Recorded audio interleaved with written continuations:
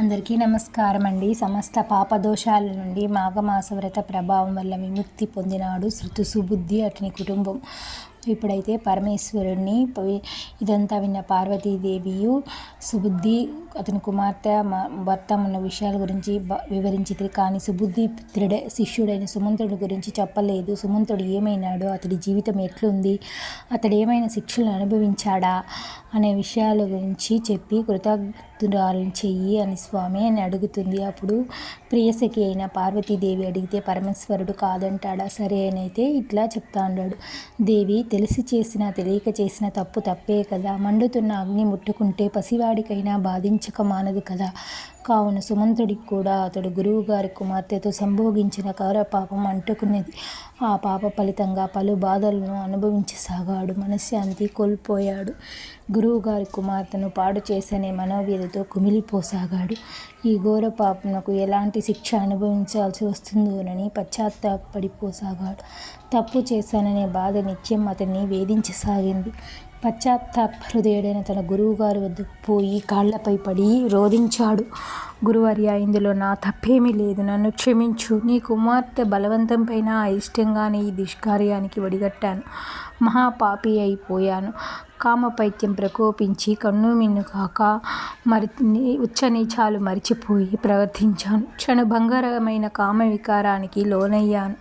ఆయనను గురువర్య, ఇందులో నా ప్రమేయం ఏమీ లేదు. మీ కూతురే మొదట నన్ను ప్రేరేపించింది. నేను యథావిధిగా పూజా ద్రవ్యాలు తీసుకురావటానికి అయితే అడవికి పోయాను. మార్గమధ్యంలో మీ కుమార్తె నన్ను వెంబడించింది. నాకు అది ఏమీ తెలియదు.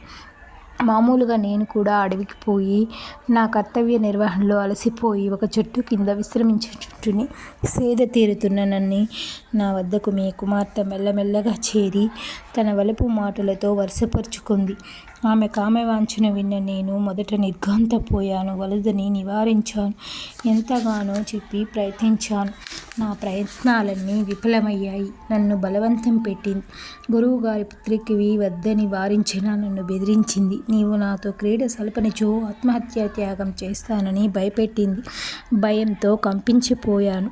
అప్పుడు నేను కాదన్నచో ఆమె ప్రాణత్యాగం చేసుకోవటం తథ్యం. తద్వారా గురువుగారి పుత్రికను హతమార్చాడని అపవాదం రావటం కూడా జరుగుతుంది. మీరెప్పుడు నన్ను దండించక మానను అనుకున్నాను.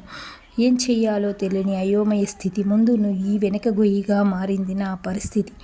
ఆమె బలవంతము, కామ వికార చేష్టలు నన్ను ఉక్కిరి బిక్కిరి చేయగా తప్పని పరిస్థితిలో కాదనలేక ఆ దుష్కార్యానికి వడిగట్టాను. కావున గురువర్య, నన్ను క్షమించి నాకు ఈ ఘోర పాపం నుండి విముక్తి కలిగే ఉపాయం ఏదైనా ఉంటే చెప్పని బతిమలాడతాడు సుమంత్రుడు సుబుద్ధిని. సుమంతుని పశ్చాత్తాపం గురువైన సుబుద్ధి హృదయాన్ని కదిలించి వేసింది.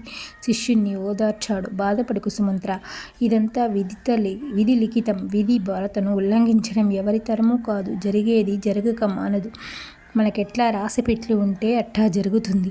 పశ్చాత్తాపానికి మించిన ప్రాయశ్చిత్తం లేదు. నీవు పాపరహితుడవయ్యే మార్గం ఉండాది. గంగానది తీరానికి పోయి ఒక పుష్కరం 12 సంవత్సరాల పాటు శ్రీ మహావిష్ణువును ధ్యానిస్తూ తపస్సు చేసుకో. ఈ తప ప్రభావం వల్ల నీ పాపాలన్నీ పటాపంచలవుతాయి. నీవు పాప విముక్తుడి అవుతావు అని శిష్యునికి తన తపో మార్గాన్ని ఉపదేశిస్తాడు సుబుద్ధి సుమంతుడికి. ధన్యోస్మి గురుదేవ, ధన్యోస్మి. మీ క్షమాభిక్షతో కృతార్థుడైనాను. మీ యజ్ఞ ప్రకారం నేను ఇప్పుడే పోయి తపస్సు చేసుకుంటాను. సెలవిప్పించండి అంటూ గురువు గారి పాదాలకు సాష్టాంగ నమస్కారాలు చేసి ఆశీస్సులు పొంది గంగానదీ తీరానికి ప్రయాణమయ్యాడు సుమంతుడు. మార్గమధ్యంలో అడవి ప్రాంతమంతా కొండలు, గుట్టలు, పచ్చని చెట్లతో, రంగురంగుల రమణీయ పుష్పాలతో నిండిన కన్నులకు కనువిందు చేస్తుంది. ప్రకృతి సౌందర్యం పరవశింపజేసాగింది. క్రూర మృగాలు, సాధు జంతువులు కలిసి ఐకమత్యంతో మెలగసాగాయి. విరోధ జంతువులైన నెమళ్ళు, పాములు విచ్చలవిడిగా విహరించుచున్నవి. పరస్పరం వైరుధ్యం కలిగిన జంతువులు కూడా సఖ్యంగా సంచరించాయి. ఆ ప్రాంతమంతా అరమరికలు లేకుండా అహింస ప్రవృత్తితో ఆశ్చర్యం అందింపసాగింది. సుమంత్రుడు ఆ ప్రాంతమందు విశ్రమించదలిచి ఒక వృక్ష ఛాయను చేరాడు. నరసంచారమైన ఉన్నదేమో అని నలుదిక్కులా చూశాడు. కనుమేరలో అతనికి ఒక ఆశ్రమం కనిపించింది. వెంటనే ఆ ఆశ్రమం వైపు పోయి తొంగి చూశాడు. ఆశ్రమంలో కొద్దిమంది స్త్రీ పురుషులు కాషాయధారులై రుద్రాక్షమాలలు తిప్పుచూ నారాయణుని ఫలపుష్ప నైవేద్యాలతో అర్చించుచున్నారు. మాఘ పురాణాన్ని పఠిస్తున్నారు. శ్రీహరి పూజలు చేస్తూ అక్షింతలు చల్లుతున్నారు. అత్యంత భక్తి శ్రద్ధలతో శ్రీహరి కీర్తనలు భజనలు గావిస్తున్నారు. నమో నారాయణ అంటూ కేకలు వేస్తున్నారు. భక్తి శ్రద్ధలతో పరవశించిపోతున్న ఆ శ్రీహరి భక్తులను చూస్తూ సుమంత్రుడు కూడా భక్తి పారవేశంతో ఊగిపోసాగాడు.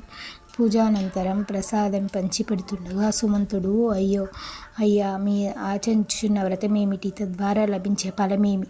ఈ వ్రత మహత్యం వలన పాపులు పాపరహితులు కాగలరా? నా సందేహం తీర్చని పుణ్యం కట్టుకోండి అని విధేయంగా అడుగుతాడు సుమంత్రుడు వాళ్ళని.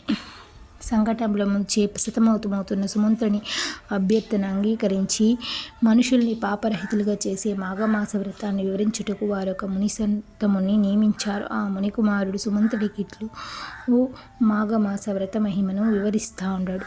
ఓ శిష్య, మేము ఇంతవరకు చేసింది మాఘమాస వ్రత పూజ. ఇది శ్రీ మహావిష్ణువుకు సంబంధించింది. దీని మాఘమాసంలోనే ఆచరించాలి.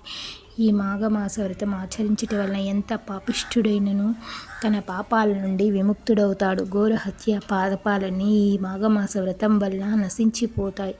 శ్రీహరికి ప్రీతిపాత్రమగు ఈ మాఘమాస వ్రతాన్ని వలన సర్వ పాపాలు హరించుకుపోతాయి. ఈ మాఘమాస వ్రతం కంతటి మహోన్నతమైన దివ్యమైన మహిమ ఉంది.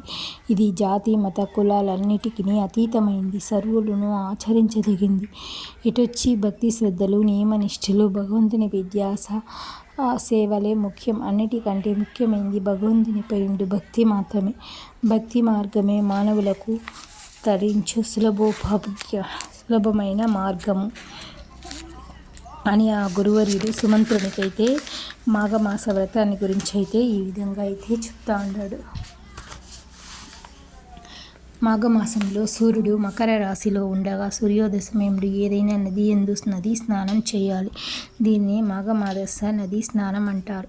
ఈ స్నానం వల్ల శ్రీహరి కృపకు పాత్రులవుతారు. ఈ మాఘమాసం అన్ని రోజులు అత్యంత భక్తి శ్రద్ధలతో ప్రతిరోజు నదీ స్నానం చేసి విష్ణు పురాణాలను పఠించుచు భక్తి భజనలు చేయుచు పురాణ కథలను వింటూ విష్ణుమయమైన జీవితాన్ని గడిపినచో అట్టివారు నేరుగా వైకుంఠ వాసులవుతారు. అట్లు కాక ఇతరులను దూషించువారు, పెద్దలు గురువుల పట్ల అమర్యాదగా ప్రవర్తించువారు, అసత్యాలాడువారు, భగవద్భక్తులు హేళన చేయువారు, పరస్త్రీలను బలత్కరించి చెరుపుచువారు, దొంగతనం చేయువారు, ఇండ్లు తగలబెట్టువారు, కపట సాక్ష్యాలు చెప్పువారు, పరిశుభ్రత లేనివారు, కన్యలను, గుర్రాలను, పశువులను అమ్మువారు, వాటిని కొనువారును వీరందరూ బ్రహ్మహత్యా పాతకాలు చేసిన వారితో సమానులవుతారు. దైవ సంబంధమైన అపహరించువారు, దేవుని పూజలు చేయువాడును, నదీ స్నానం చేయని వారును, పరోపకారం చేయని వారును, దాన ధర్మాలు నిర్వర్తించిన వారిని. ఈ వీడియో నచ్చిందంటే లైక్ చేయండి, సబ్స్క్రైబ్ చేసుకోండి. మిగిలిన వీడియో ఇంకో వీడియో